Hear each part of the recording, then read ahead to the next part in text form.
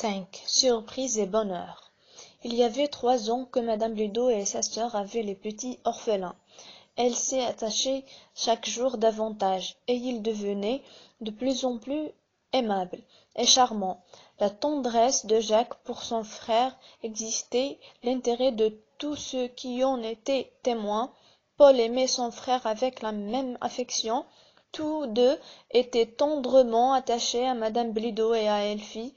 Tous parlaient souvent avec amitié et reconnaissance du bon monsieur Moutier. Depuis longtemps on n'en avait aucune nouvelle.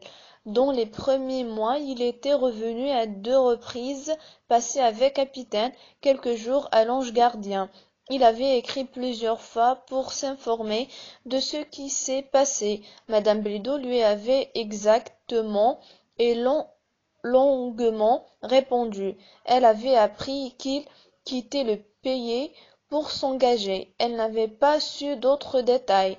Pendant ce silence prolongé, la campagne de Crimée avait eu lieu. Elle s'était terminée comme elle l'avait commencée, avec beaucoup de gloire et de lauriers.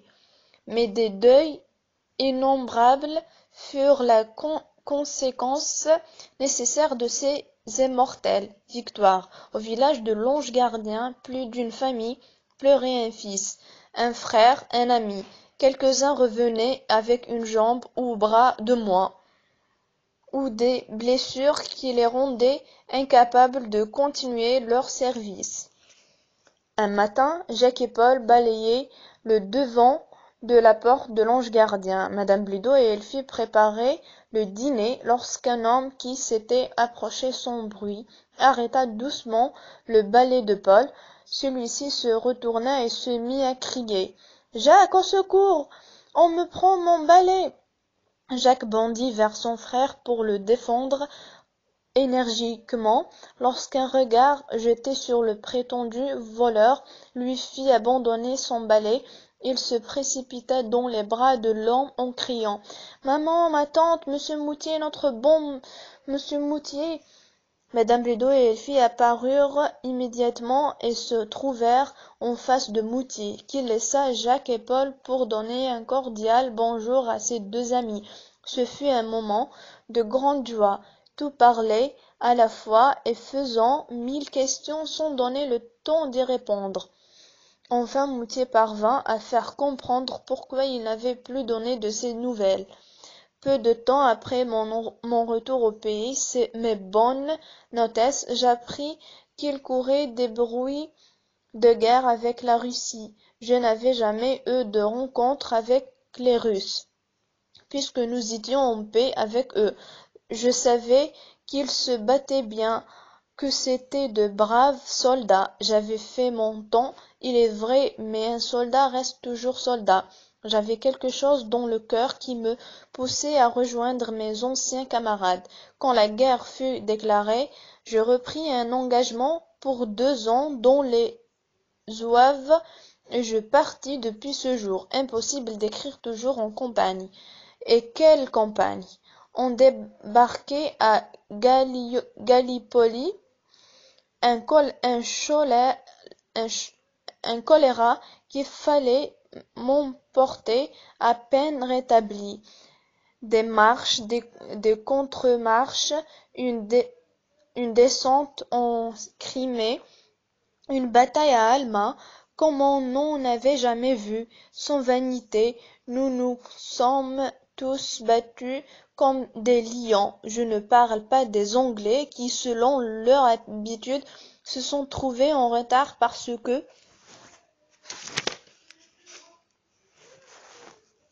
leur roast-beef et leur pudding n'étaient pas cuits.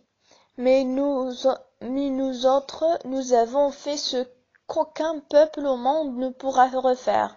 Nous avons grimpé des rochers à pic sous une grêle de balles et de mitraille. Nous avons chassé les Russes du plateau où ils s'étaient très joliment installés. Ces pauvres gens, ah, j'en ris encore, en nous voyant escalader ces rochers et montaient toujours. Ils nous ont pris pour des diables. Et après un échange de coups désespérés, ils se sont sauvés et ont couru si vite que plus de moitié se sont échappés. Leur général, le prince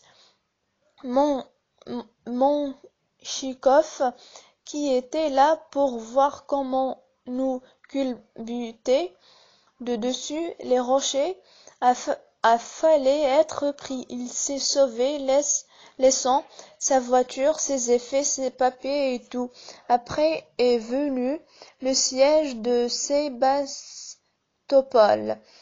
Belle chose, ma foi, belle bataille, bien attaquée, bien défendue, à Inkerman, au camp des Anglais. Les Russes les ont rossés et on ont tué l'impossible, comme à Balaklava, mais nous étions accourus, nous autres Français, et nous avons à notre tour fait une marmelade de ces pauvres Russes, qui se battaient comme des lions. Il n'y a pas de reproche à leur faire, mais le moyen de résister à des Français bien commandés. Je passe sur les détails du siège, qui a été magnifique et terrible, et j'arrive à Malakoff, un de ces combats flambants où chaque soldat est un héros et où chacun a mérité la croix et un grade. Là, j'ai attrapé 2 balles, une dans le bras gauche qui est restée un peu raide et une à travers le corps, qui a fallu m'emporter et qui m'a fait reformer, aussitôt guéri, aussitôt parti avec l'idée de faire une reconnaissance du côté de l'ange gardien. C'est que je n'avais oublié personne ici, ni les pauvres enfants, ni les bonnes et chères hôtesses. J'étais sûre de trouver un bon accueil.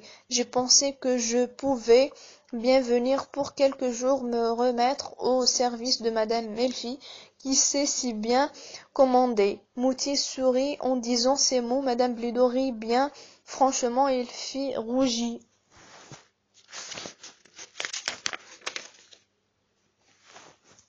Elfie, comment, monsieur Moutier, vous n'avez pas oublié mes niaiseries d'il y a 3 ans? Je suis moins folle que je ne l'étais, et je ne me permettrai pas de vous commander comme je l'ai fait alors, quand je n'avais que 17 ans. Moutier, tant pis, mademoiselle, il faudra que je devine, et je pourrai faire des sottises, croyant bien faire quand à oublier. Je n'ai rien oublié de ce qui regarde le peu de jours que j'ai passé chez vous en 3 ans. Pas un mot, pas un geste, tout est resté gravé là, ajouta-t-il en montrant son cœur. Et toi, mon pauvre petit Jacques, tu m'as bientôt reconnu? Tu n'as pas hésité une minute? Jacques, comment ne vous aurais-je pas connu? J'ai toujours pensé à vous, je vous ai embrassé tous les jours dans mon cœur, et j'ai toujours prié pour vous, car monsieur le curé m'a appris à prier, et moi je l'ai appris à Paul. Moutier et moi aussi, mon garçon, j'ai appris à prier quand je n'avais jamais fait auparavant, ce qui prouve qu'on apprend à tout âge et partout.